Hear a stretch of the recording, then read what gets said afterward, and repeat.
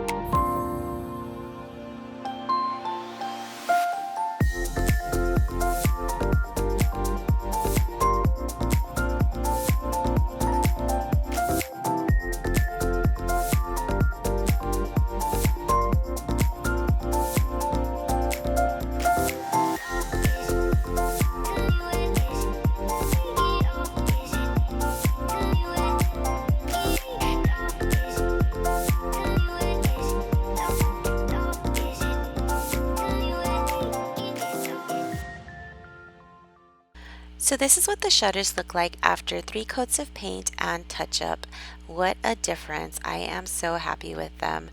I let them dry for a good 24 hours before I applied the Valspar sealing wax. This locks in your chalk paint and gives it a lot more durability. So I would not skip over this step if at all possible. I like to put my wax onto a paper plate. I just feel it's much easier to work with this way. Use an old t-shirt and dip it into your wax and rub it onto your wood. As you can see, it kind of changes the color of the wood, which is nice because you know where you're working. It dries clear, so you will not see that the color changes in any way, shape, or form. And it's so easy to use. I first used chalky paint on a project about 3 years ago, and that piece of furniture still looks amazing. It's holding up beautifully. I have not gone back and waxed it again, although that is recommended. I haven't done that, and it still looks awesome. So that's why I highly recommend this, and I know that it's durable because of the fact that I've used it for several projects in my home. So let's talk about these knobs. These knobs were given to me by a friend maybe about a year ago. She had her kitchen redone and she no longer wanted them, so she handed over to me a bag full of knobs. Honestly, I did not want them. I had no use for them at that time, but I remembered that I had them and I pulled them out. And so those are the knobs that I'm using on this piece of furniture, and they cost me nothing. I let the wax dry for a good 24 hours and then I will show you the final result. And this is the completed project. I couldn't be happier with the way it turned out. It is exactly what I envisioned. So if you enjoyed this video, please give it a big thumbs up if you found it helpful. And if you'd like to see more videos, please subscribe. I'll see you in the next one. Bye.